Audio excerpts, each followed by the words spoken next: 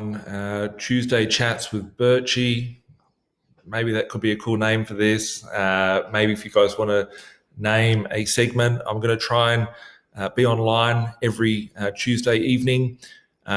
With it tonight, I'm a little bit off at the moment. I've got a migraine, hence why I've left the lights down low.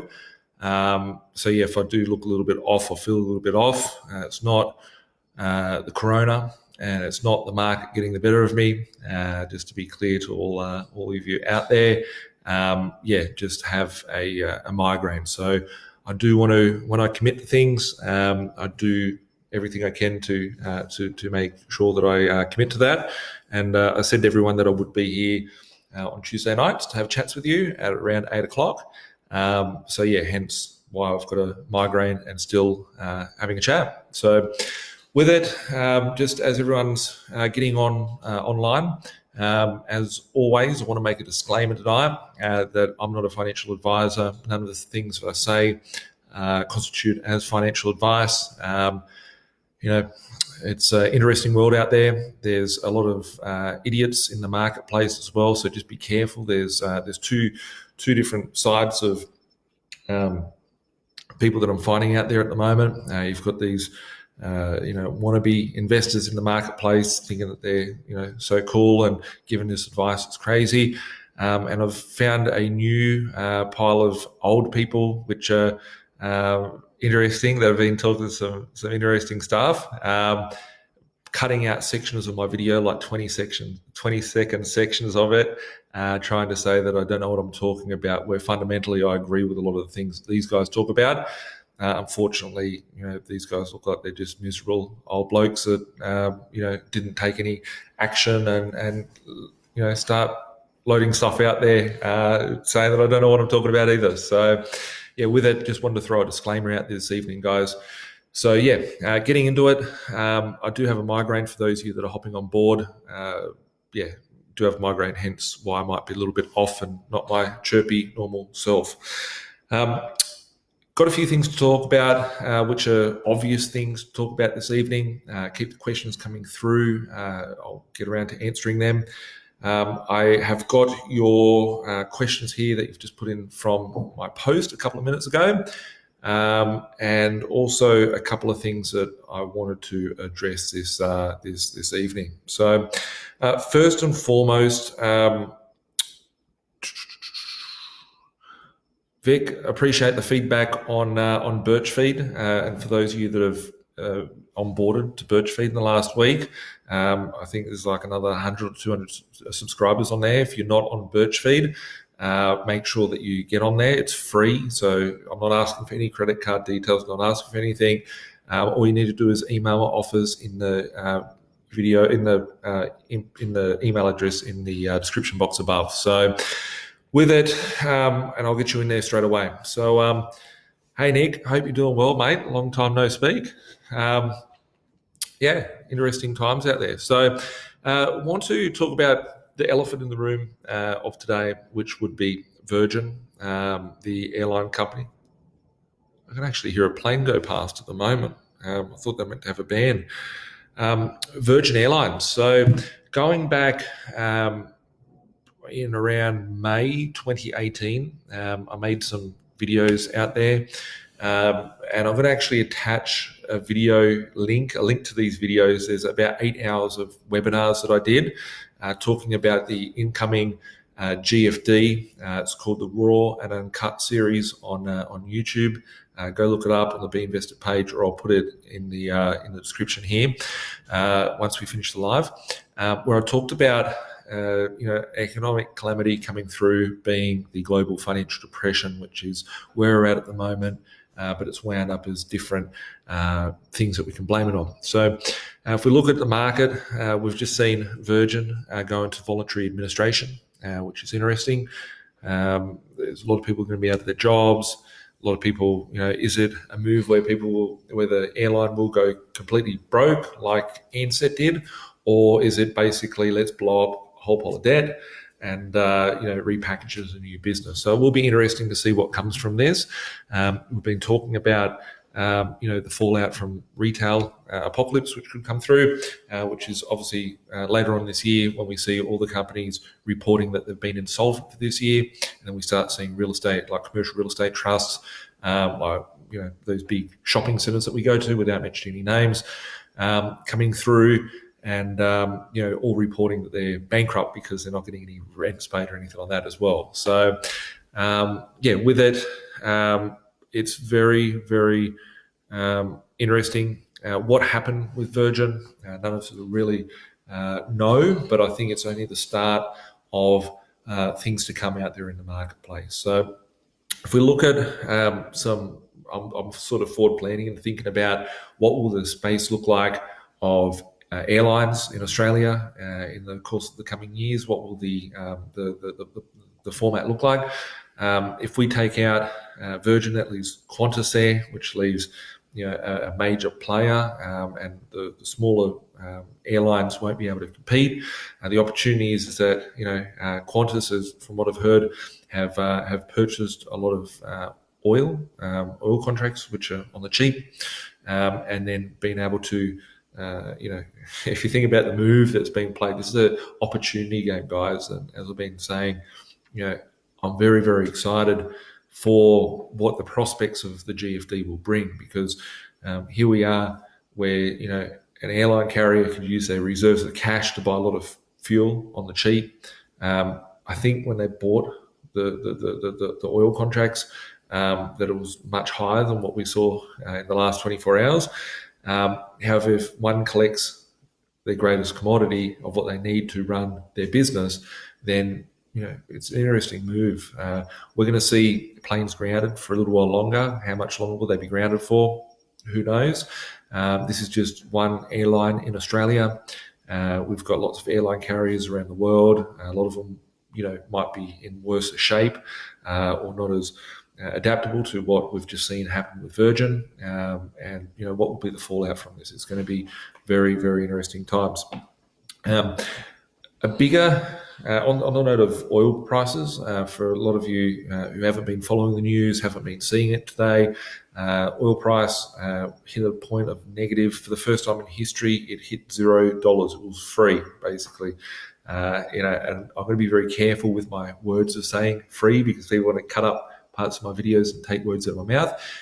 However, the oil contracts are negative, got to a point of negative $37. So I think these contracts are for ones in May.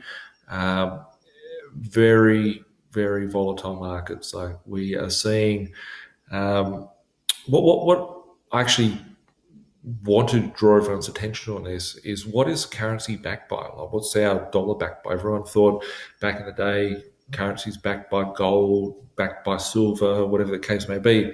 In 1971, when Nixon went and took the currency, the dollar, off the gold standard, the end of Bretton Woods, it ended up going to the petrodollar. Henry Kissinger did a deal to back the dollar with oil price, and then thus here we are with the currency we've had for the last 49 years. As of the 15th of August 2020, we'll have 49 years of this fiat debt-based Ponzi scheme. So looking at what the currency is meant to be backed upon, we've just seen the value of everything backing the US dollar that's allegedly backing the US dollar has now lost its value. So we've seen the US dollar lose its value because they just keep printing more currency. We've now seen the value of what it was backed by losing its value at a rapid speed. Will it sit there at negative dollars for a long time? Who knows? Who knows, right? Who knows what's going to happen in this crazy world? However, what I do feel is some of these producers may go bankrupt. I'm going to be purchasing some of these entities shortly, and I'll be talking about what entities that I purchase on this format shortly, and none of it's financial advice, but just sharing what I'm up to. I believe that the derivatives markets, as we've been talking about for a very, very long time, Deutsche Bank at 5.78 euro is at a point where it's insolvent as an institution. Back in the GFC, it was $7.5 to $8 trillion worth of derivatives that caused the housing collapse in the GFC. Today, we have like $50 trillion worth of derivatives inside one financial institution, being Deutsche Bank. These contracts and these, if you've seen The Big Short, it's the cat shit wrapped in the dog shit, which is about to implode, and it is starting to implode. And it's just a very interesting time, because if we could technically see a point here where oil falls in value, precious metals such as gold and silver could rise in value. It could really destroy the US dollar. And in that occasion, it could put an upward pressure on any trading pairs to the US dollar. So, for example, the Aussie dollar to US dollar may recover and enter being into a phase where it was, a few years ago with a stronger Aussie dollar. Not because the Aussie dollar is any stronger, purely just because the US dollar may lose some of its prestiginess out there in the marketplace. What other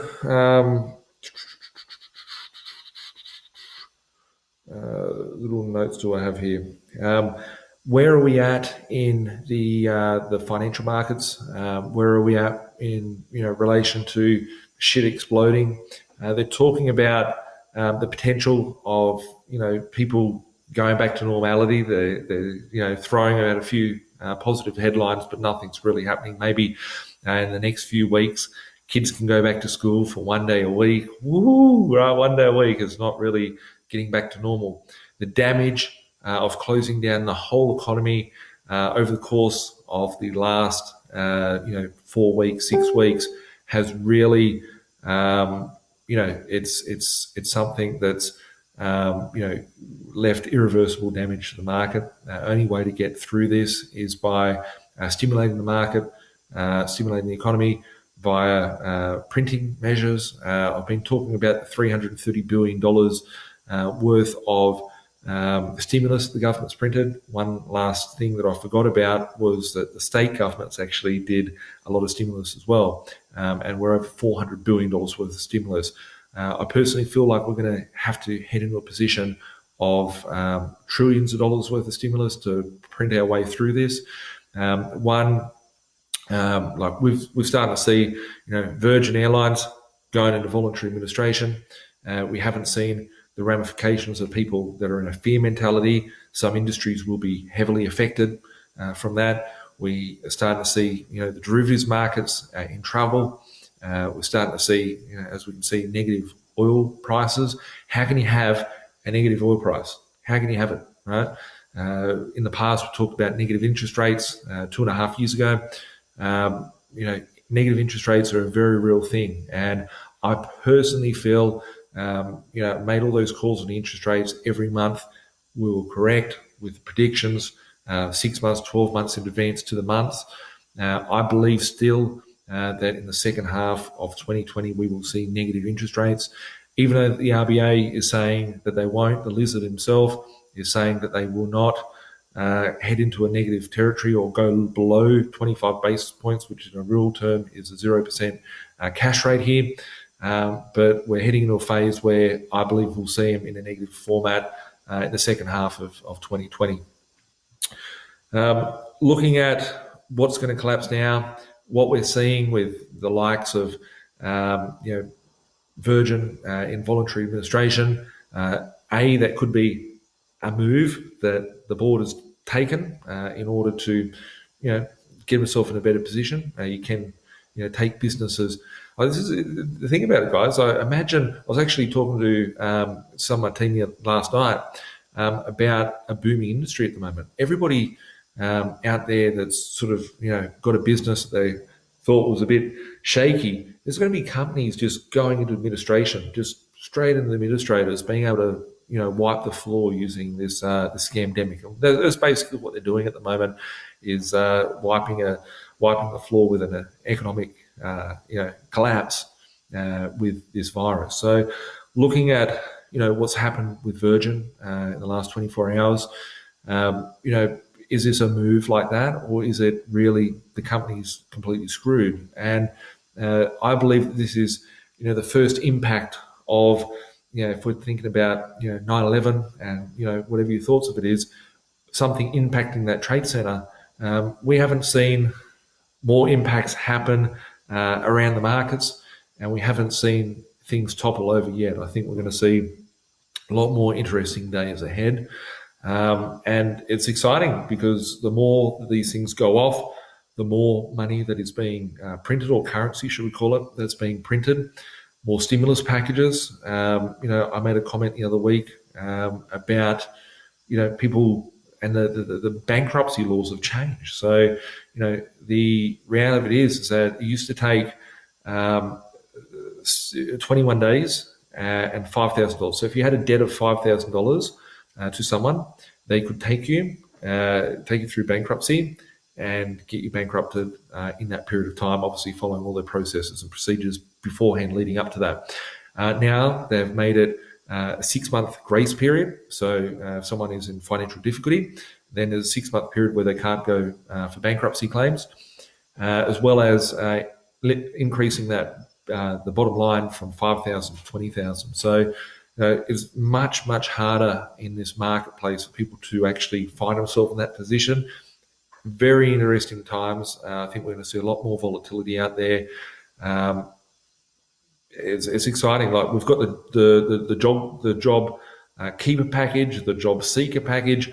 I think that, sometime in the next few months, we're going to start seeing the job creator package, where, they're going to pay businesses to take on staff. So if they've got a balance sheet of 20% unemployment, 25% unemployment, they're going to have to, try and cook those books up. That scamo prime minister that we've got might, stop being, the prime minister and end up being the chef, because they've got to cook the books and, take those unemployed, let's say 25%, whatever it gets to, and they take the unemployment and have to, pay businesses to put people on. It's exciting. Like, there's so many opportunities out there. And obviously people are, getting laid off and whatnot. So, my thoughts are going out to all of you that are, being disadvantaged. We all have in some way, shape or form. But it's a matter of navigating through and looking for that sort of opportunity there. The bailouts are starting. This will be a very interesting thing to see, because it will leave a precedence with Virgin, precedence of what actually happens.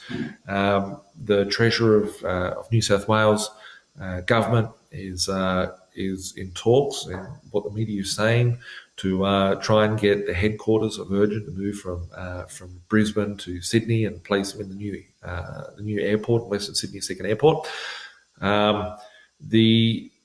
It's just interesting moves that we're seeing out there. So take note, take steed of what is happening and what's occurring in this time, and think about how that could affect your own personal life in a positive or negative way to sort of navigate through this time. I believe that we'll see the negative rates, as I just said, could be as early as 3 months. Some of the early indications, I'm just going to go back to my chart, which is the 30-day interbank cash rate futures, which I've been reporting on for the last 10 years by getting my rates. It's not showing it today. Yesterday was the first time ever where one of the months was at 12.5 basis points on their chart, which would indicate, if that was to be looking at all historical data of every day, like literally I look at this every day, I've taken screenshots, I throw it out there to Burch feed just for fun's sake. Every time that it's hit that on day of or the day before a rate announcement, we have seen the rate come down by being on that borderline. So if that was to occur today, it's the first time I've seen it go to 12.5 basis points. That was for like 3 months out. I think that was in June 2020. So I personally feel that, they're buying up the bonds.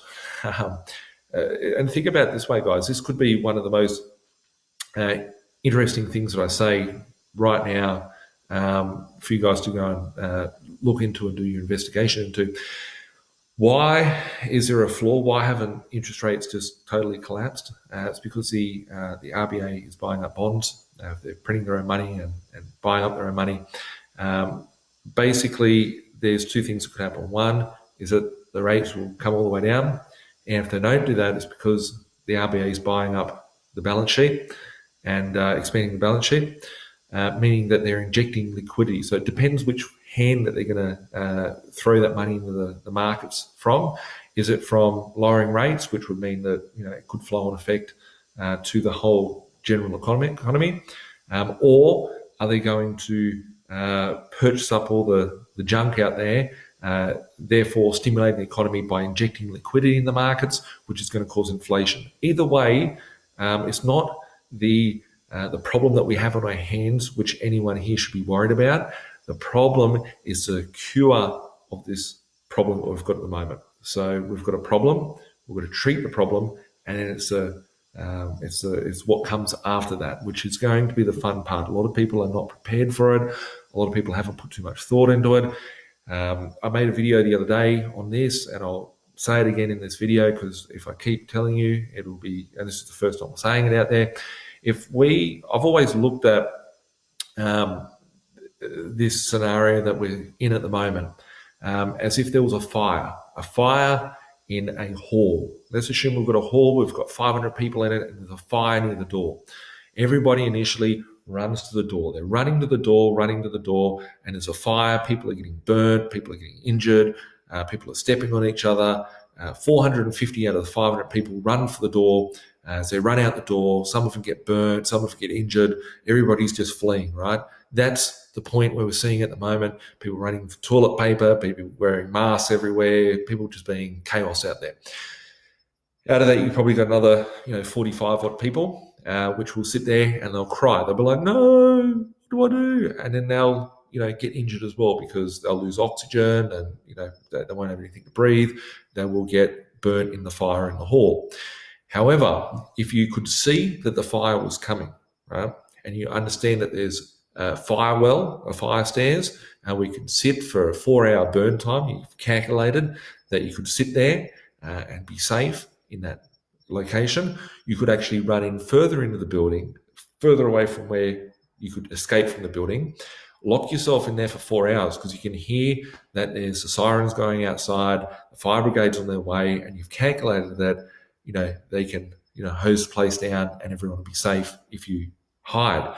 The reality of it is that if you can foresee this happening, you can see where they're going to run towards the door, going to screw themselves up, work out your plan and your strategy of how you can pick up everybody's wallet, rings, watches, mobile phones, everything they've dropped on the floor, take all of that, put it into the cupboard, hide in the cupboard for a period of 4 hours. You've got 4 hours to survive in the cupboard. The fire goes through the place. The fire brigade comes through, hoses it all down. They start looking for survivors. They go to this cupboard. Out comes, the smart ones, and they come out and they're holding the wallet, rings, watches, mobile phones, whatnot. And everyone's like, wow, I need to get my phone, I need to get this. It's like, no, right?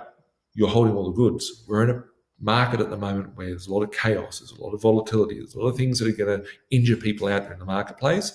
And opportunity is having a strategy and having clarity on how you're going to, take advantage of the situation. Probably not a nice thing to say, take advantage of the situation, but it's an opportunity that's being placed in front of all of us. We can either be the ones that get trampled on, we can do nothing, or we can take advantage of the situation. I myself, I saw it coming. I've calculated that the fire brigade's there, calculated that the cupboard's there. How can you actually, protect yourself throughout this time? And I think it's important to, really look at your own personal position and sort of take note of how you can protect yourself in this period of time and also capitalize on the market at this point in time. For those of you that are tuning in, as I was saying beforehand, I have a migraine today, hence why I've got only a minimal amount of light and just got a headache. So if I'm a bit off, that is why. With it, anyone here investing into precious metals? I know that I've got a lot of viewers that do. Anyone been trying to purchase or acquire precious metals of late? Anyone buying gold? Anyone buying silver? What's happening out in that market, guys? Like it's very, very interesting. We've seen the oil contracts turn to shit. They're in a negative position.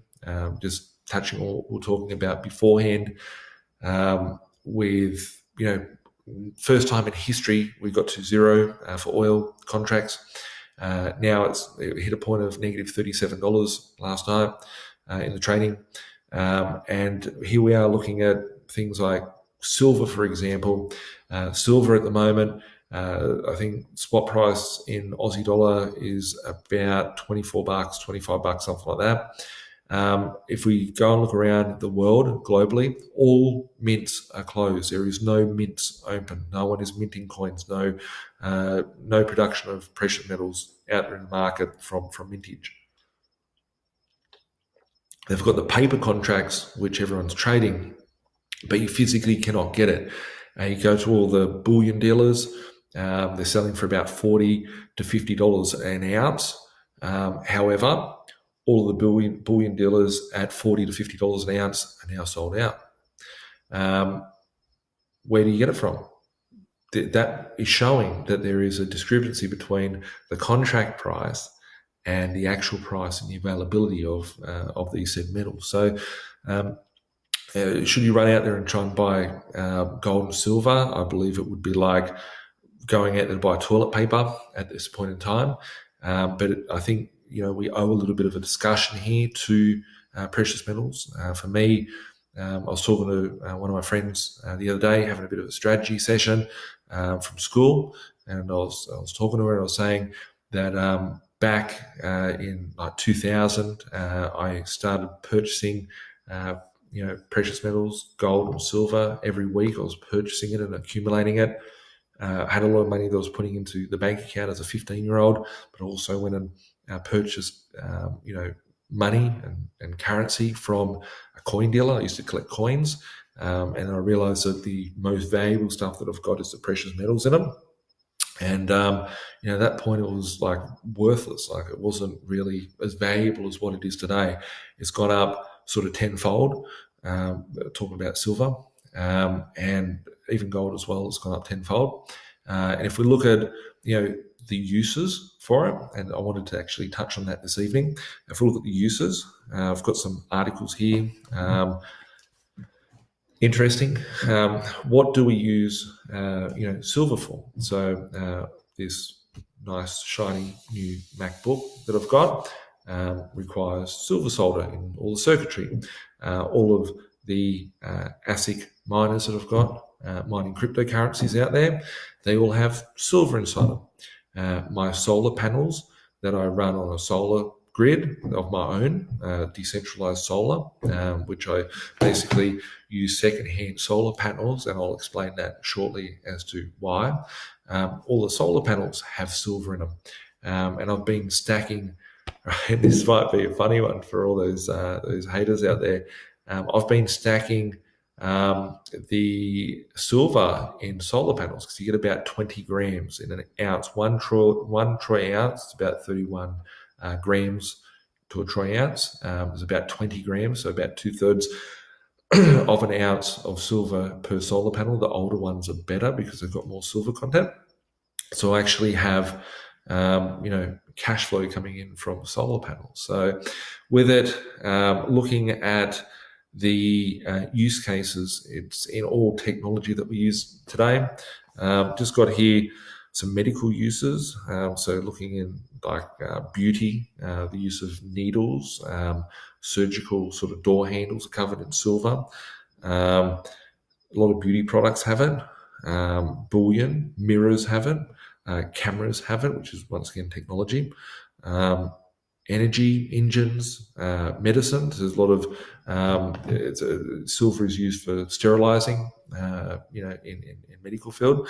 And one thing I didn't realize about, and it only occurred to me the other day, is the filters inside of masks, like those masks that everybody's been going out and buying, actually have silver content in them. So just tip of the day.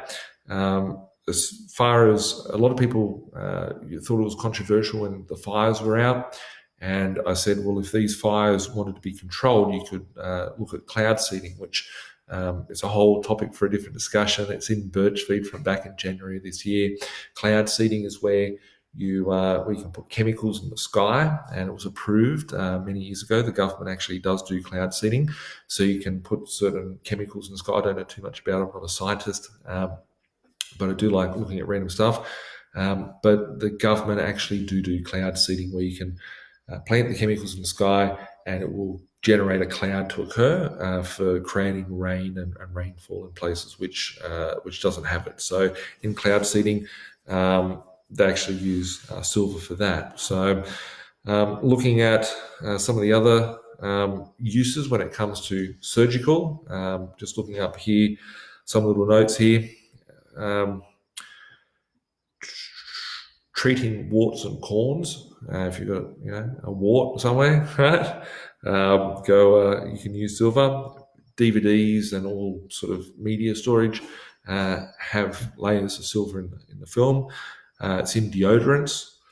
It can be used to keep milk safe. Long life batteries contain silver. Plane engines, they may be cheap right now. Stained glass. 3D printing, antimicrobial lab coats have silver content in them. Touchscreen gloves have them. Water purification has them. Some laundry detergent has it. So automotive industry has it. Lots of different uses for precious metals, specifically silver. If we look at the consumption of it, it's being used a lot at the moment, especially it's been ramping up over the course of the last 2 decades as everyone's getting more personal technology in their life. And, the world is sort of running out of that. So to see, a separation there in the physical metal and seeing a separation in the price from the paper contracts is a really interesting observation to be witnessing occurring right now. So just keep an eye out for that, guys. Who's noticed that their costs of food and whatnot has gone up recently? Like if we look at potential of hyperinflation, for those of you guys who are just checking in and haven't been watching, I do have a migraine, but I am committed to being here. I'm a little bit off tonight, guys. With it, noticing that the cost of goods is becoming more expensive. So this, follow through of problems that are occurring at the moment. Imagine when everyone thinks that time's getting back to normal. What's going to occur when, the cost of production, the human capital of, having those goods is more. This is not just an issue that we're going to see in 2020. We're going to see this, play out on the longer term. Need to have my water. Interesting times, guys. Is your food bill getting more expensive? Is the cost of living getting more expensive? I know it might be cheaper at the moment. These stimulus packages are going to be the biggest problem in the future, and that is what I'm banking on. So it may not appear like it at the moment. Maybe a lot of fear out there. It will be the exciting part for those of you that are prepared. As I said, if the room's on fire, understand it's going to be on fire, and how can you, take the opportunity to improve your position throughout this time. Questions from you guys. I'm actually going to leave your questions, put your questions in here, and I'll come back to them in a second. I've got the questions that everyone asked before I hopped on the live, so I'm going to do the honors of looking at these right now. Just on the page. If we have a look here. Hayden watched the RBA, the Lizard Lord, do his speech today and wrote them a Facebook post, but they put out. What have we got here? With a lot of people working from home and corporates, might make the norm going forward to save on high rental costs. In this scenario, proximity to CBD might lose relevance. Do you think all those units and townhouses near the city may lose their value? We're going to keep needing to try and mitigate the impact of the money we're printing off at the moment. We're going to need to try and claim that back in some form of tax in the future. It won't be the taxpayer paying it; it will be the saver that will be paying for it. However, we'll need to keep immigration quite strong, and having immigration strong will be a key for that. So I think we'll have a drop-off effect, but I don't think we're going to see the cities lose all their spark. Something to think in mind, and I actually thought about this the other day. Now that a lot of people have had a month at home, trying to work from home, whatever, I think we're going to see like a spiritual change in mindset and psyche. That people are like, why am I fucking stressing out, right? My job's just sacked my ass. I've been working at this company for 10 years or 20 years, whatever the case may be. I've got no job. I was getting paid $600, $800, $2,000 a week, $1,500 a week, whatever the case may be.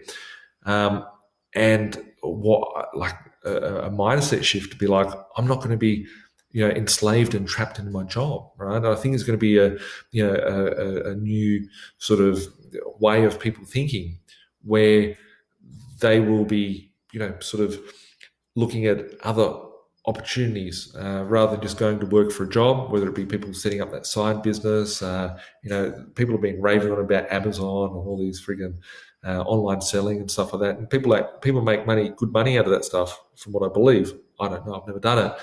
But I think that we're going to see a lot more of that sort of occur out of the ashes from this, because people will be, more strategic, and hopefully people will be looking more for what's important rather than, trying to impress someone with, a car or a brand or whatever they're going to wear, by, spending more time in their lives, doing the things that they want to be doing and living life on their terms. So that could be the exciting part from this to occur, for people to be able to, have more personal liberty and freedom. I know for me, in the middle of the GFC, I was able to quit my job using property as a vehicle. Today, still very property strong, got 200 plus properties. I've got businesses, I've got other sort of financial instruments and different assets that push me through different times and different markets. And I think one thing that we did really early on, as I started to see this problem occur, I'm not crying for those of you there, I've got bad migraine. So one thing that I observed early on, and wanted to make sure that all of our owners were looked after, is we immediately made a switch to turn people's property portfolios. Their rent comes through on a weekly basis or daily basis to us, and it gets stored in a trust account. However, we made the decision to pay it out on a weekly basis to our owners instead of having it on a monthly basis. It causes a lot more fucking around at the back end from an accounting process, and we've got thousands of properties to manage that. However, the importance of making it weekly is to have consistent cash flow coming through to our owners. And so if you are one of our owners, we just made that conscious decision on behalf of everybody to do that. And the benefit of that is, like, even if someone's lost their job or whatever the case may be, imagine if someone had 5 properties, they rent for $300 a week, there's $1,500 a week coming through. You could be in a position where you're earning $1,000 a week and $1,500 a week, and you go to zero. You've lost your job, shit out of luck, right? You could not have a property, and you could be like, okay, what do I do now? I've got to go wait and settling, make it $500 a week or whatever. It's not going to do shit. You could be sitting in a position where if you had 5 properties, and those 5 properties are bringing in $1,500 a week, that cash flow is still coming through. And if you speak to your bank or whatever the case may be, there's different ways of supporting you throughout this time. So there's options of cash flow and whatnot. But I think that there'll be a social consciousness and a shift to, was my job so important? Is 2 hours on a train for a boss that I hate and a desk that I'm chained to, really what I want out of my life? So, if anyone can gain something through this, the mindset is what's most important looking through this period of time. Rob, is cash flow still king? Is capital growth still a good vehicle? And also, how much rental relief with the government provide each person, say if tenants lose jobs, and provide proof of job loss? Good question. I'll start on the rental loss so it can tie off from what I just said beforehand. Just one thing that I've observed, I had a lot of people hating on me years ago saying, Nathan, you pick up these shitty ex-houser homes, you're buying properties that are in not so nice areas, whatever the case may be.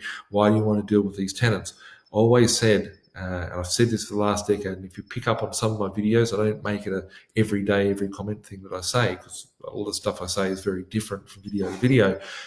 I buy blue-collar, bread and butter properties in order to build a recession-proof property portfolio. It's nothing sexy, nothing flash, but very fundamental. And the properties that I purchase that have, I'm not going for the high-end sort of properties or properties that have got, penthouses, and those things don't bring cash flow and aren't the best investments anyway. But the properties that I'm buying are, a lot of my tenants are on Centrelink already. So if someone's already on Centrelink and they got an increase to their Centrelink, a lot of those tenants of mine will actually be getting pay rises at the moment rather than, being financially disadvantaged. So looking out there, like a lot of the properties, whether it be due to the management of how we manage them or just due to the market, or it could be just a general market, noticing maybe like a 5 to 10%, arrears level that's greater than usual. So this data that I pull is real world sort of data. This data is, finger on the pulse in the markets, seeing what's happening out there. I haven't noticed a massive fall off the cliff, and I was concerned about it because obviously if I'm collecting rent on behalf of people and their investment properties, then, it could be a massive sort of downturn in the business. If people don't pay rent, I'm not getting fees, and, I've got staff and wages and all that sort of stuff to pay. But I haven't noticed it fall off a cliff. There has been, obviously a bit of a decline there, but those people are still liable. And if you have your, insurances in place, it's really important to have that. So as for, support the government will do, I'm not too up to speed with rents, like with what the tenants are getting. Every state is different, but I do know that there is some sort of relief packages there. There's always been a sort of tenant. Wow, lots of comments coming through, guys, and I haven't had a chance to read through them all yet. But I'll get to these ones in a second as well. But I don't think that we're going to see. I don't know why I was changing subjects. Migraine, guys, migraine. With the from their rental stimulus packages that normally come through, there's like a rent allowance that people get generally. So if someone's unemployed claiming benefits, they get like a rental allowance or rental assistance. So those things there are still there. Plus, and they're putting in some extra measures that if you can't pay rent, you can prove that you've lost your job, etc. The government is also starting to stimulate by giving some tenant relief. So it will be interesting to see if they ramp that up, how bad it really gets. Some of these businesses that existed beforehand will not recover in the new market. So a lot of businesses will, fall in the ashes. And there will be a lot of people that won't be going back to work as well. So these stimuluses that we're seeing at the moment, they're going to need to be ramped up, and they're here for the long haul, guys. They're here for the long haul. And that is one last thing, sorry, with Rob's question, I'll answer that off. Is cash flow still king? Cash flow is always king. If you don't have cash flow, you can't do crap. So I could have $1 billion worth of property and no cash flow to pay expenses and then be in a terrible position. So it's important to have, complete understanding of your cash flow on a constant basis. So money coming in, money going out, how you can keep increasing that money coming in, how you can keep minimizing the money going out. Cash flow is the most important thing. I had a Bentley beforehand. I used to have the number plate cash flow, and I still got the number plate. and the time to come, I will put it on a different car, which would be really cool, and I'll share that with everyone later. But cash flow is king. So is capital growth still a good vehicle? Capital growth is why a lot of people, invest in the property, and that's cash flow and capital are hand in hand. Cash flow is ultimately crucial to continue moving forward in life. Just with some of the questions coming through here, I'm just going to go through real quick. Luke, hi Nathan, you're still doing one-on-one consulting session. Is this with you, and what is the wait list? Yes, I do consulting. I've got a wait time of a few months now to book in a meeting. If you'd like to email my office at admin@binvested.com.au, I can look at your position, give you some feedback, some structuring, some analysis of your portfolio, and help you plan through what you want to achieve in the next 5, 10, 15 years, and put a plan in place to be able to capitalize on that. Vic, do you think hospitality industry will survive, come out of the mess? If yes, in what time frame do you reckon? Depends what part of hospitality. Are people going to be clubbing anytime soon? Maybe. Are the bars going to be staying open? Some of them might, some of them will not. A lot of them will not recover from this. So, it will be a different format. We'll continue to see people traveling, people going on holidays, people eating out, whatnot. But the whole scope of this landscape, there's going to be so many companies which do go bust from this. So we are in a big recession, but it's not all that bad. Unlike the Depression in the 1920s, 1930s, unlike the GFC, the difference here is that they're printing money to print through this, which is far greater, that exceeds everything else. So we will see a lot of recovery, and a lot of cool stuff happening in this market with injection of liquidity. However, I don't think it's going to return back to normal how it was beforehand. Amanda, I hope you're well. I'm well, apart from my migraine. How many are you seeing many tenants move out during this point in time? No, I actually rented 2 of my properties, got leased this week, so that was cool. Woohoo! Actually, three properties get leased this week, which is really cool and interesting to see. Things are still happening. People will still get their life. Whilst a lot of people are fearing that tenants are going to just abandon their property, there's a lot of tenants out there that are fearing that they're going to be kicked out of their home, or the owner wants to sell it, or whatever the case may be. So, I'm not seeing any big increases on that front. John, should I sell my shares in the cruise ship? Look, it's. I think I'll be wanting to buy cruise ships to use as scrap metal in the future. So it will be interesting to see. Michael, only 3.9% of CBA loan book has switched to loan holiday, which is nothing exactly. There's probably more than 3.9% of the loans out there which are in default at any one point in time anyway. So 3.9%. When it comes to profits of the bank, they will be showing lots of losses, and will be a lot of painful times for shareholders when it comes to that period in time later on this year. However, I don't believe 3.9, if we consider what's going on. You've got half the country begging for house arrest, and only 4% of them not paying their mortgage. So it's pretty cool. Another live. Great day for the oil market. It is a very interesting time for oil.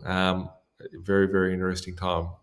I have been saying to you all on that note, we've got the derivatives markets which are starting to implode, as I was talking about beforehand. If you have money in super funds, be very, very careful of them at the moment. Whilst I'm not here to give you financial advice with your super fund, if you do have a super fund, do want to protect it. The windows are closing, and the opportunities are getting smaller and smaller. Reach out to my office, send an email to my office, and there's things that you can do to sort of protect yourself. But inside super, you don't know where your money is. The biggest casino, everyone's saying, the casino's closed at the moment, all the pubs can't go play the pokies. The biggest casino in the market is the super funds out there. The pressure of housing prices will definitely drop over the 6-month relaxation period. The rental market will go crazy though, right? It's interesting. Like I was on the phone to an agent this afternoon, and he mentioned to me that he has got less stock than ever beforehand. Yes, obviously there is less buyers out there in the marketplace at the moment, but there's less people selling their properties in the market at the moment, and there's people fearing that they're not going to get the highest price, so they're just going, oh, we'll hold on to it for the moment. I don't know what's going to happen, so I'll wait and see what happens later. So, do I think that we're going to see a house price collapse? There's so many people, like, probably half the people are sitting there going, oh, house prices are going to fall. Let's go sit there and pick them up on the cheap. And they're sort of sitting on the sidelines waiting for this to happen. And that puts a pent-up demand in the market as well. So it's just interesting. I don't think we're in for a big housing crash, unlike shares which fall off a cliff overnight. If we look at property, they've changed all the bankruptcy rules, as mentioned beforehand. You can go research that online by looking up bankruptcy rulings. B, with mortgages on holidays, a lot of people are putting their mortgages on hold for the next 6 months.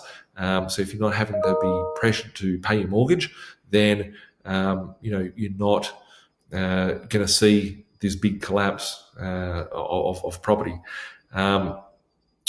Interest rates have come down at the RBA from 150 basis points down to 25 basis points, meaning 1.5% down to 0.25%, which isn't much. But when you look at the banks that were charging like 6% and 6.5%, and there's some offers out there now 2.2 and 2.5% sort of mortgages, it's much more affordable. Like it's much more affordable for people to hold on to their properties, and much harder for people to actually go bankrupt. Even though they don't have a job, now everyone's on Centrelink at $1,500 a fortnight, sort of out there. It's just a very, very interesting time, and they will not be able to rewind these stimulus packages. I believe it will be very, very difficult for them to take these stimulus packages away, because the damage that's done to business and to the economy out there is so far, no one knows how bad it's really going to be until we start seeing these zombie companies implode and roll over.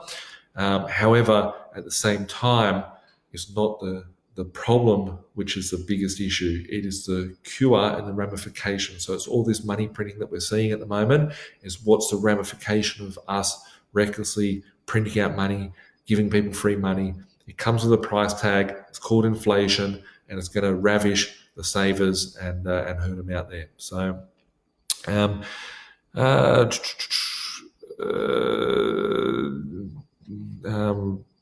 Darren said he's doing a video later. I'm not too sure. I had an interesting statement from it. The Reserve Bank will discuss some scenarios in relation to monetary policy in a couple of weeks' time. Exactly. They have to fix this problem. Like, this problem is too big. It's not just like one person's a problem. It's not like two people are in a problem. It is the whole country that's in a problem. It's not even just the whole country. It's every country on the planet at the moment. So it's just really exciting. I think the central banks are going to have to make some extraordinary moves, even though they've already done that, to get interest rates down to 25 basis points. I think we're going to see these head into the negative points. If we look at oil and where it's trading at the moment, absolutely crazy. If you had told someone the average house price in Sydney would have been $3 million instead of $1 million, it would be $3 million. If you had told someone that a Toyota Corolla could cost $50,000 instead of $20,000, whatever they sell for, or if you had said that oil, they would be negative $37 a barrel, they wouldn't have picked the oil at negative $37 a barrel, right? It would have been so freaking stupid in the past. However, this is where the opportunities present themselves in this market. And a lot of people are fearful, right? A lot of people are going to fucking hate their life. They're going to hate their life in 3 years, in 5 years, in 10 years. And they're going to be like, I just left the biggest opportunity on the table in 2020, 2021, 2019, 2022, 2018, the opportunities that existed through this period of time. And I didn't educate myself. I didn't take advantage. I wasn't playing in any markets. And it's just, very exciting times out there. Hey, Nathan, interested to know where you're buying silver and what you're buying from Jono.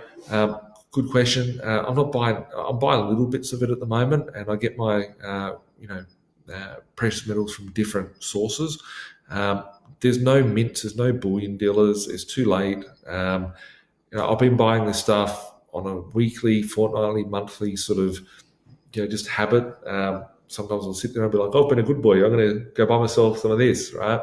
And I've been collecting it since 2000. I was 15 years old when I started purchasing precious metals. And yeah, at this point in time, no one has it. So you can find it in certain places, certain bullion dealers. This isn't just like, oh, you can't go to the mint and buy it. You can't go to this bullion dealer and buy it. A lot of them are sold out. A lot of them are on back order.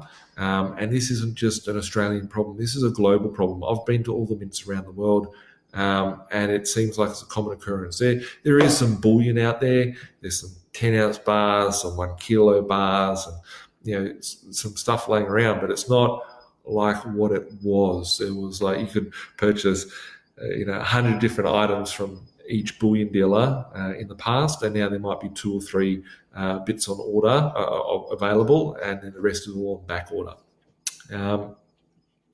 So I purchased one thing I commented on beforehand. No one's ever thought about this, or maybe people do. I don't know. I've never heard anyone talk about it. I actually stack second-hand solar panels, so I get them for next to nothing, and I put them to use. And it's one of the things that stores, the metal inside of that. So it's just very interesting. If they had to go and strip, if it gets to a point where, it goes to stupid money, those panels will go up in value as well due to the metal content inside them. So yeah, it's an interesting time. Scam, sir. Well, I don't know what you're scamming about, but I don't know whether you're saying I'm a scammer or whether you're saying something I said was a scam or whatever. Silver bullets, kill those lizard vampires as well. It's how have you got to chop that head off that lizard? There is a lot of them around there trying to dictate this market. And be careful, like there is a lot of, interesting people spreading fear and spreading misinformation out there in this market. So yeah. Need water. Colin, I thought NZ was screwed, but you guys are winning the race to the bottom. It's very, very exciting out there. Nick, hi Nathan, I'm a sole trader and still have another 6 to 8 weeks of work left. If I don't answer my phone, I haven't claimed any government money yet. As I'm working, is this wrong? Should I be applying for the Job Saver Keeper?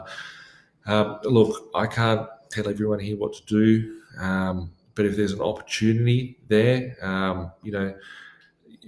literally, right, and this is like probably a very controversial subject, but it needs to be said. Someone has to say it. We've all seen the emails that come through on our computer. You've won $1 billion, Abu Dhabi, bloody Prince, Sheikh, whoever, great uncle died, and we need you to send us your bank details, and we'll give you money, extorting you out of money. The ATO and all the government agencies, they send out debt collectors, right? Think about it, right? Like fucking thugs to take your money off you every week. It's an extortion racket, right? You're born into a system to be a tax slave. They send fucking thugs out to get your money. They will bankrupt you over your money. They will take your assets away from you. They will put you in jail for not taking money, not giving out and handing over your money, right? Here is an opportunity where these entities and these people are saying, we will help you in this period of time. We will give you a pittance of some money. I think everyone should be taking that hand and saying thank you and just walking by. Everybody's position is different, but you've got to do what's right for you. If you need help on that front, flick my team an email and just say that you need help with what to do to get these stimulus packages, because there is a lot. And I know with 30,000 people on here that we've got a lot of people that have business. Make sure that you are claiming all those right sort of grants and what's available to you as a business owner, so as a sole trader. So if you need help on that, reach out to my office, and I'll put you in contact with Ridwan, who I was on here the other week with, who's my trustee accountant, and he can help you, guide you through what you need to do there. As I said, guys, I've got a migraine, twitchy eye. I'm trying to be on this video to chat to you guys. So, someone here says that. What should I invest in the crypto? On a crypto's perspective,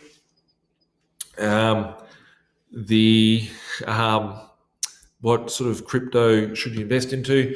I will make a video specifically on crypto and talk about what holdings I've got, what crypto assets I've got, and what are my favorites. I haven't been purchasing crypto recently. I've very heavily invested in crypto, and from all different aspects. As I said, I've got mining facilities, I've got solar farms, and all different parts of infrastructure in that environment. So should you buy a property now, or will prices drop? I'm always trying to accumulate property. I'm finding out there at the moment in the marketplace, the prices aren't dropping.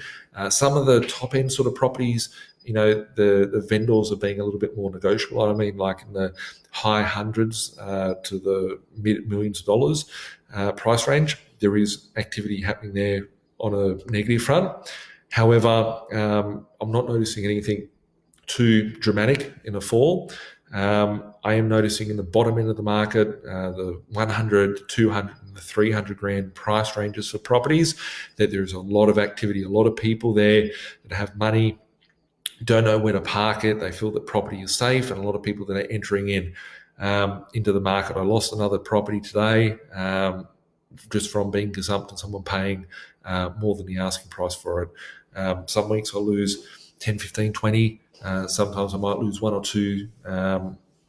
So this week I've lost a couple, but nothing too crazy. But there's a lot of buyers out there and a lot of activity happening still in the marketplace. Sanjay, what is your prediction of the New Zealand market? I'm not that, finger on the pulse. In the New Zealand market, I wouldn't like to speculate because I don't know. I know that I've got a lot of New Zealander followers. Shout out to everyone in New Zealand. Maybe one of those guys could come on and gives us some feedback as to their prediction with some commentary.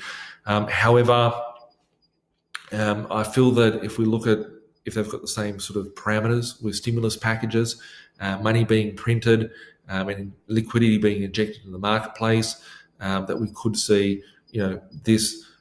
What strikes me as very interesting is that every sort of country around the world all gave out this job seeker package, all gave out, these stimulus packages. It was orchestrated, right? I think about if I want to catch up with one of my mates or whatever, the time that I have to actually go and see them, and if you've got 3 people wanting to catch up or 5 people wanting to catch up, trying to organise that is very difficult sometimes, right? We have literally got nations around the world, hundreds of countries around the world, and they've all implemented the same policy, the same strategy, the same stimulus packages. It's amazing what's being done at the moment, and that there is the opportunity, is the scary part as well, because these controlling forces which are giving out this money, that are injecting the liquidity in the market. What is their agenda?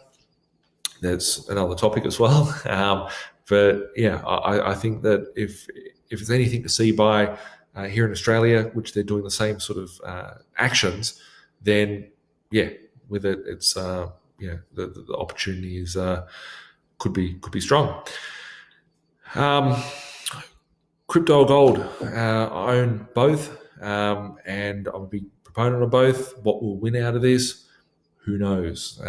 Both very heavily manipulated markets. There's a guy here, Fon, who seems like he's a dipshit, but he's writing stupid stuff here. I think he's sitting in his mum's basement, fondling himself whilst on here. So, CNJ, should I invest in stocks because it's low now or wait? CNJ, I can't give you financial advice on that front. However, if you would like to speak to someone, I could put you in contact with someone. In relation to the stock market, I personally feel that when all the companies start listing that they are insolvent, this is my thought and my personal belief on it. And if we start seeing companies showing that they're insolvent, going under, going to voluntary administration, whatnot, there could be some very big impacts to the stock market. Mark-to-markets occurring. Different sort of levels of volatility that would be coming into the stock market. So, have we hit a bottom in the stock market? Depending whether the central banks around the world are buying up their country's relevant stock markets and pushing those prices up artificially, or how big will this I'm just noticing some of the other comments here. So, with it, I'm personally not buying stocks at the moment, but there is a couple of, if the opportunity is struck correctly and at the right time, to pick up some commodity-based, oil-based, commodity-based sort of companies which would benefit from that at this point in time. So,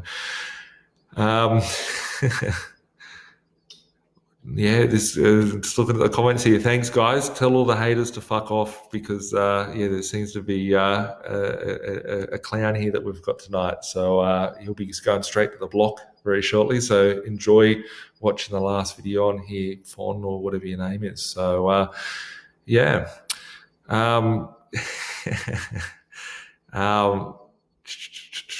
thanks, guys. I'm seeing lots of support here. Thanks a lot for that.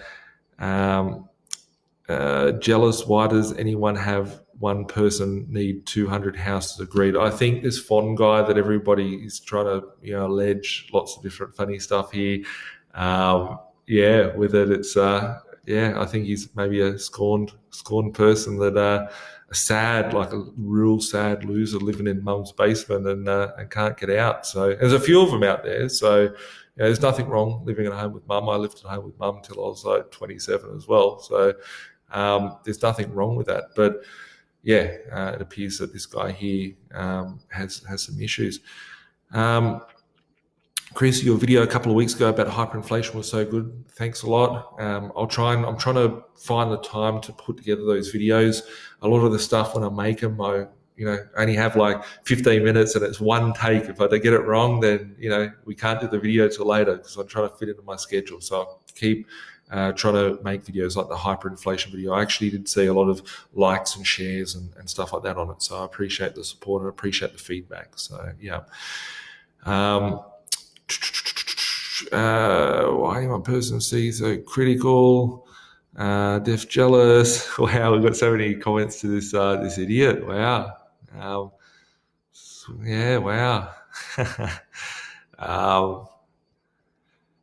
Question from Darren: did you buy your 100 acres to store crude oil? Right. It's kind of funny, right? Like, I should go outside and drain the pool and pour crude oil in there. It's very, very interesting.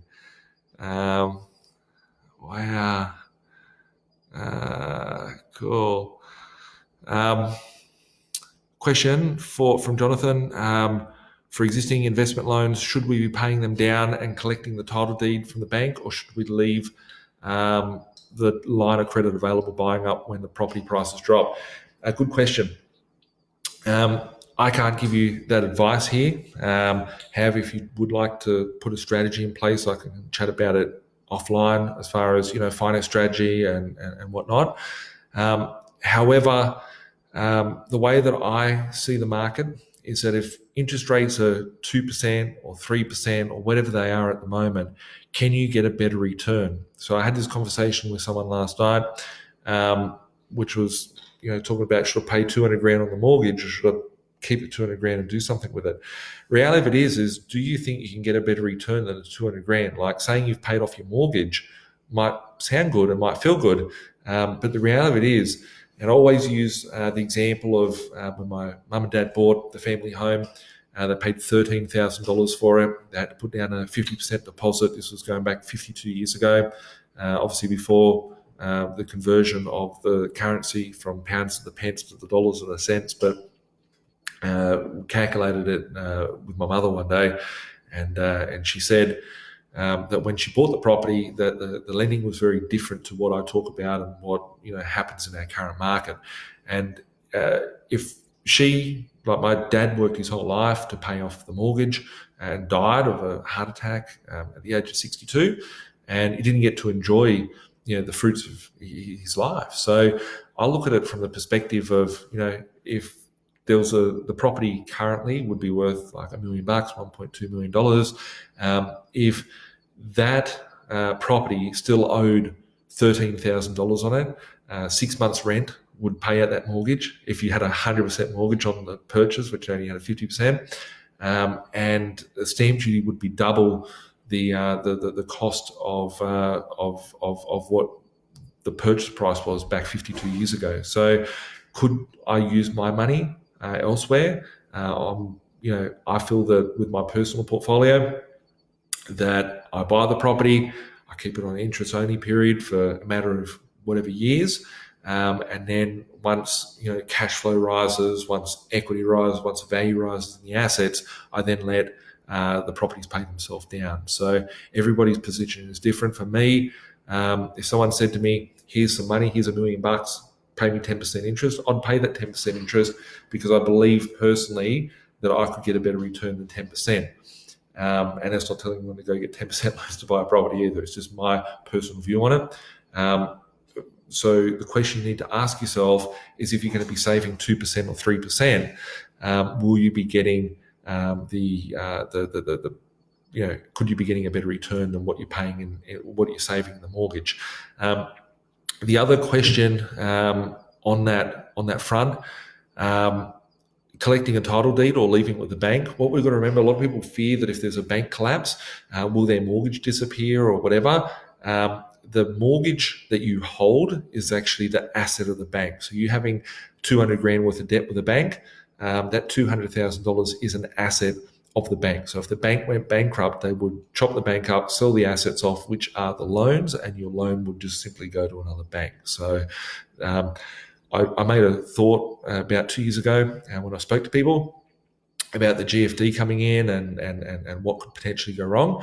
And I actually had a prediction a while back, which was that I believe that we would see the central banks come in and bail out the banks. So that could be something to sort of look at in the future, that if the banks need some sort of assistance, the central bank, being the RBA, could come and put more liquidity in the bank by buying up the bank's assets, which are your mortgages. So it will be interesting to watch out. Yvette, buying a house now, is that the storeroom to wait out or the hall on fire? A lot of people will feel that the hall is on fire, we've got to run out, and there's people in the market. Like some people are like, "Oh wow, shit, like we've got to run, jump out the window." But when you look back, like I've still seen, like I remember back in forums, right? Before we had Facebook, before we had this, we had like bulletin boards and forums, and back in the early 2000s, people were like, the property price is going to collapse, all this sort of stuff. And they're like, "I'm so glad I sold my property," right? I don't know in history of anyone for the last 2 generations or 3 generations. I don't know history of anyone, right? Unless they got scammed and bought some shitbox property. I don't know anyone that sits there and goes, "I'm so happy that I sold my property 20 years ago." If you were back in the 90s and you could pick up a property for 200 grand that's now worth $1 million, or pick up a property for 50 grand that's now worth 300 grand,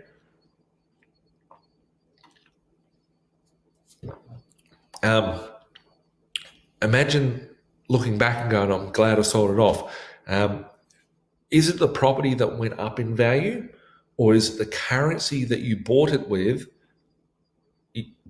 had lost its value and you needed more currency? So that's the question. So I feel at this point in time, the amount of money that's being printed or currency that's being printed, the dollars that are being printed, to starve off this problem. A lot of people thinking, oh, no, we need money, the currency at the moment.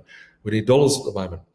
The fact that they're printing so much more currency is going to have a negative effect. It's going to give a forgiveness to people with debt, in my opinion. And that's not financial advice. It's just my personal opinion that forgiveness will come in the form of inflation to everything else. And I believe that this is a time to be on the ground, picking up the wallets, rings, and watches and taking them to the storeroom. Am I selling any properties personally at the moment? No. Am I buying properties at the moment? Yes. Am I buying other forms of assets? Yes. So that is where my game is at the moment. Has there been times where I've sold assets off? Yes. Do I like selling the assets off? No, but it's just a matter of pushing through from one level to another and acquiring different assets at that time. But yeah, I'm very active in accumulation, whatever I can accumulate, because I believe it's an exciting time out there. We got old mate here being with these bullshit comments here. Do you think we'll see a debt jubilee? Anthony, do you think we'll see a debt jubilee? The last one occurred in Germany in 1954, I believe it was, where Europe and England bailed out West Germany from what came from the World War II. They were in severe debt, and it was an important, chessboard move where they actually paid out they did a debt jubilee, so basically forgiving the debt. And I believe that we will see a form of a debt jubilee, but it will come in the format of massive inflation in time to come. So that's just my thoughts on it.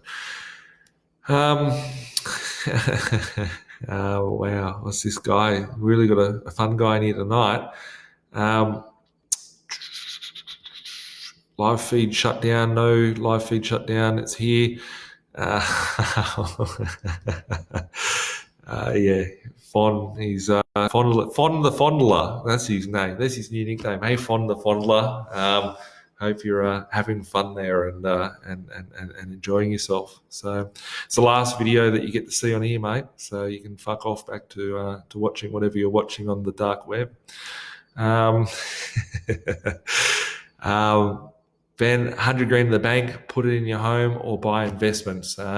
Look, if I had 100 grand, I'd be taking it out of the bank personally. I don't like keeping money in the bank, but my position is different than everybody else's because I have cash flow continuously coming through. I'm a big fan of having cash flowing investments so that I can use that cash flow to buy more investments. And that's just my personal view on it. But if you'd like to, work out a bit of a strategy, Ben, for the 100 grand, feel free to reach out to my team, admin at B.Invested.com.au. First and foremost, everyone should be emailing their mobile number over, and I'll get you in the Burch feed, which can be some interesting content there for you guys to watch on a daily basis, just for some of the resources that I look at this point in time.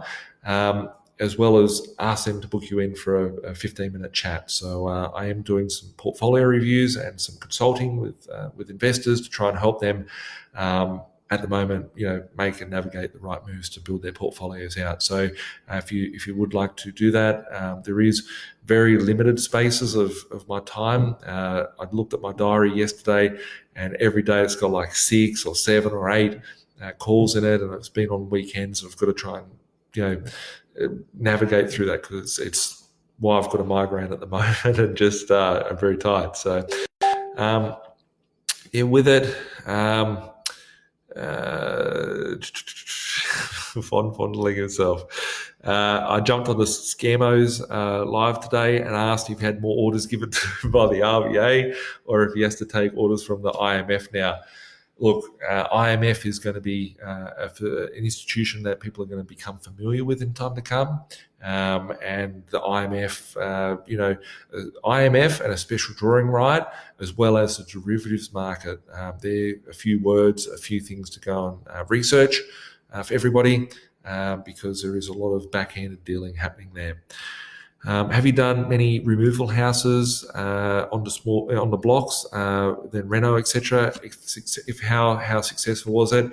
I actually did, Jared, do there's a YouTube some YouTube videos and whatnot. I think even on my own personal Facebook page, there's some videos that pop up occasionally about a removalist house that I did. I did do one removalist house in Western Sydney. It was a block of land I bought for $80,000 in 2011. The reason why I bought it, because I had a security swap that I needed to do. So I had a property, I sold it off, I couldn't get a loan. It was difficult to get a loan. I was like, fuck, I've got this like $60,000 or $80,000, $70,000 worth of loan here. And I just attached a block of land to it. The block of land was like $80,000 in Bidwell in Western Sydney. And then I transferred a house for about $30,000 plus the stumping and all that sort of stuff, all the piers and that. And I was into it for about 140, let's call it 150,000. I think I sold it for 420,000 when I got into a bit of strife and I needed some cash. So I sold that property off. It was okay. Probably not something I look at so much today, but definitely like I made profit from it. So yeah, but I'm not an expert at that sort of stuff. The Fondler, it's cool. It's getting slammed here. Good to know about the titles. Yeah. The banks won't collapse. Government won't let that happen.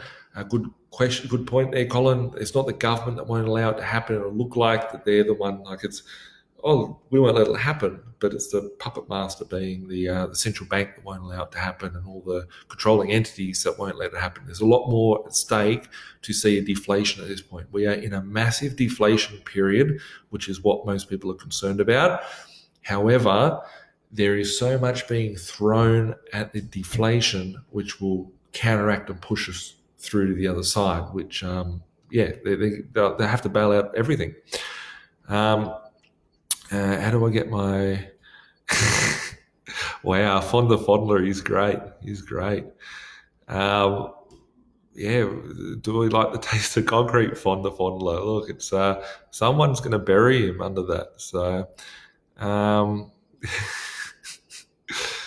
where are we? Andrew, do you think the central bank government is controlling inflation, possibly creating deflationary market by not letting money flow, move up around the economy, also causing deflation by giving majority of dollars to corporations, not to people who will spend the money?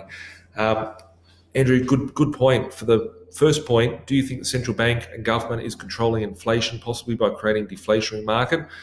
They tried that with the APRA. I believe that the APRA changes that came into investors back in 2016 was purely there to do what an interest rate rise would normally do. They couldn't increase the interest rates, and they had to lower the interest rate, the cash rate, at the central bank, at the RBA. If they increased the RBA cash rate at the time, it would have caused major impacts to everyone else that has got debt. Looking at the market at the moment, they've started to relax some of those lending policies. They've lowered interest rates. I believe that they do use policies in order to control the markets. And it's very interesting to see the hands that are being shuffled around at the moment and what will come from that. So, Fabian, what are your thoughts on what Queensland is trying to do to landlords under their corona protection for tenants? I did a video on that will be going live in the next 24, 48 hours. There was a letter that came out from the REIQ, just for those of you that are watching. The letter that came out was basically stating that the owners have no rights and all this sort of stuff. Everybody needed to write in a letter to the government. The government have come out and said that it's not the case. So I've done a video on that. I actually printed out the letter from the REIQ that everyone's freaking out about, and I printed out the result coming from the treasurer or whoever it is in Queensland, and it's actually not that bad. So keep an eye out on YouTube. If you guys are watching here on Facebook, Make sure that you watch my other platforms, because I do put info out that doesn't go across every platform. So check it out. It's just the B.Invested YouTube channel. I'm getting really bad headache at the moment, guys. I've got a migraine, as I said, but I'm going to try and finish this off very shortly. Sanjay just wrote here, thanks, Nathan. My wife and me started investing in property 4 years ago before we followed and watched YouTube videos. Today we have multi-million dollars property portfolio. We've never seen you in person or talked to you on the phone, but you changed many people's life. You're awesome. I'm going to give you a like. Sanjay, very humbled to be able to have a positive impact on your life.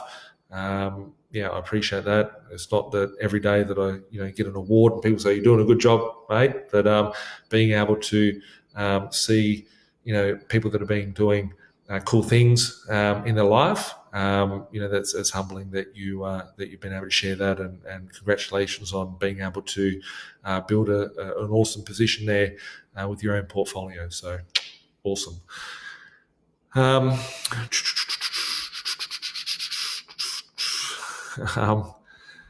Fondler. Well, I think that Fond's getting smashed.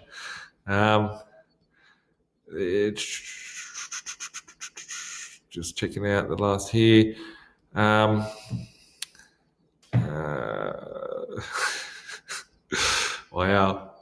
Fondler is really great today. He's causing me great little laughter. Got a last couple of questions here. I'm going to answer them because I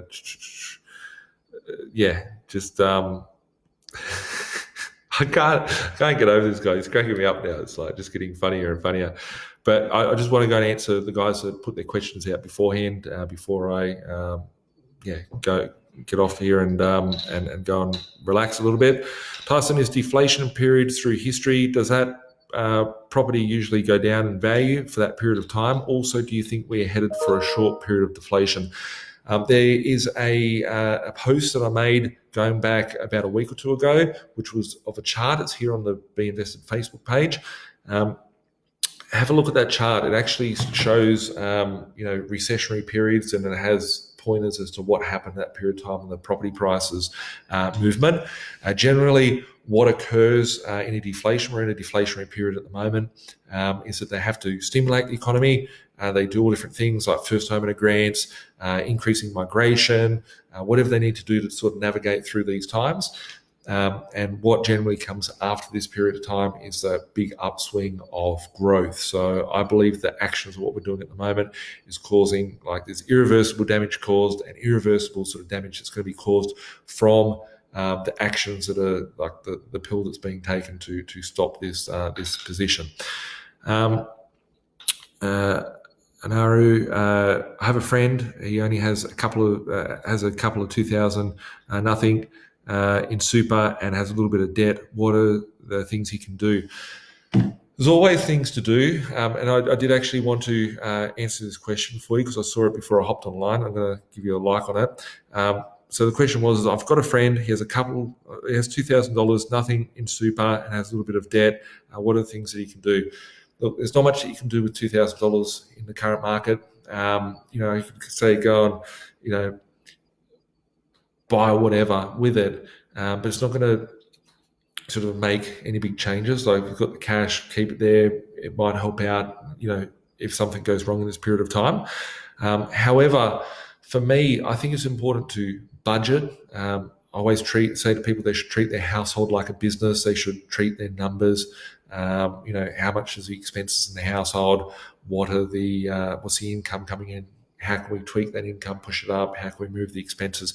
And that gap, which is your savings, being able to use that to, invest it. So whether it be, buying cryptocurrency, whether it be buying precious metals, whether it be buying shares, I've got specific goals of what I'm going to do with, precious metals. I've got specific goals of what I'm going to do, with cryptocurrencies. I've got specific goals of what I do with my cash flow as it comes through. And I think, working out a plan of attack on, you may not have a large amount of capital at this point in time, but being able to, go, okay, each week I'm going to put a little bit into this, I'm going to put a little bit into that.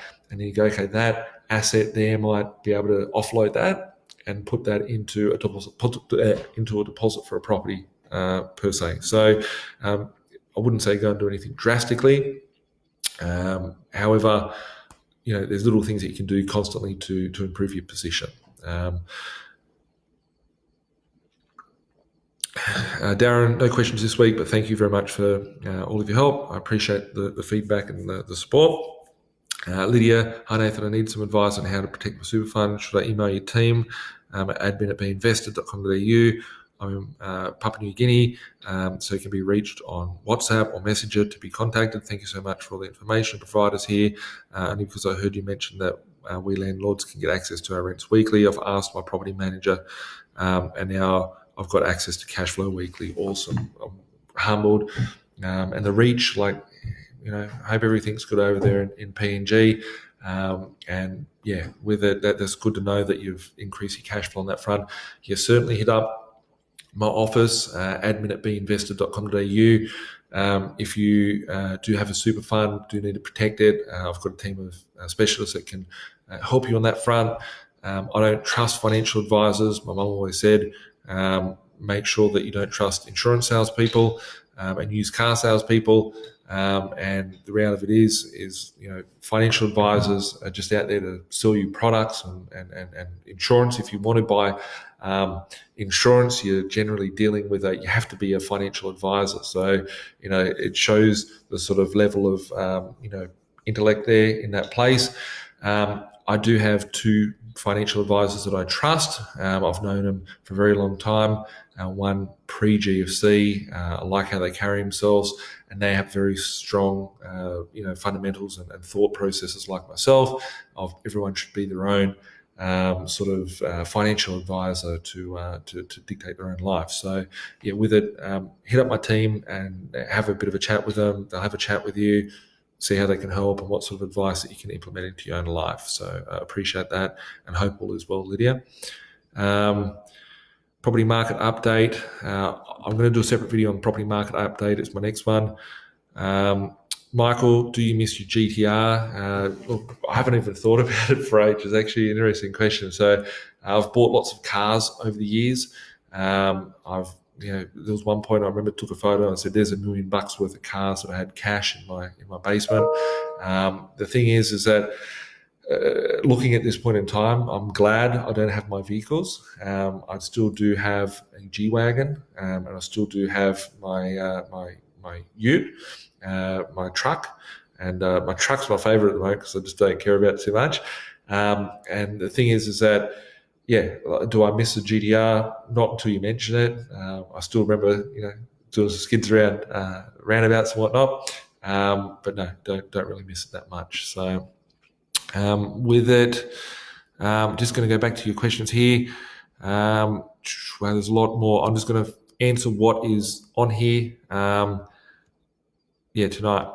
For what's here tonight. There's a lot of fun here from the Fondler. He's cracking everyone up here, and he's a bit of a dick, really big dick. He's not going to be here too much longer because either someone's going to bury him in concrete or I'm going to block him. So, look, Nathan, thanks for the continued content. A long-time follower. Thanks for tuning in. Would you recommend fixing interest rates at the moment? Look, I believe interest rates will go down lower, so I'm not fixing my own rates personally, but no financial advice out there to anybody. One thing to question is, when was the last time you saw fixed interest rates lower than variable interest rates? That is an indicator for me that, which has led me to my belief. However, if you do need help on structuring your finances and being able to work out what loans to do and what to do with each loan product, send an email to my team at the admin at B.Invested email, and we'll have a look at your position and give you some feedback on that front. Anaru, I have a couple of friends that only have a few thousand saved and bugger all super. What can they do? I think I just answered your question from the other thread. Toby, thanks for the feedback, mate. I appreciate that. I feel sick as a dog. I've got a massive migraine, hence the dull light tonight. And yeah, I just feel very out of it. So appreciate the feedback.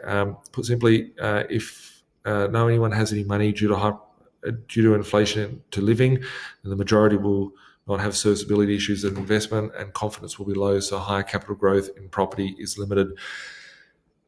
Interesting time. I actually did a video. It's a 3-part video. Talked about how to retire during the scamdemic or Corona scam or something. I call it like that.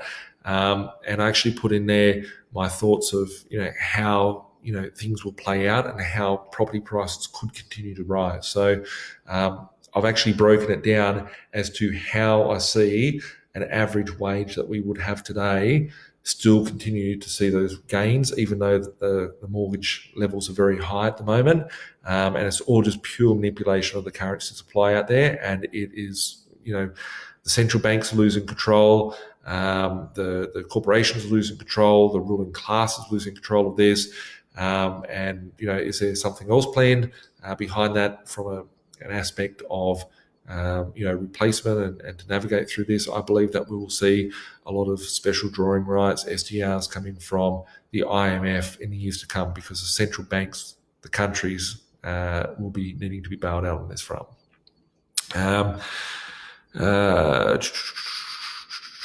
Where are we here? Any concerns issuing using small lenders and financial groups? I've got loans with all different lenders. They used to be with the big four. Unfortunately, I have to use those small lenders as well. Whoever's going to give me the lending is whoever I'm going to use to continue purchasing and building up my financial position.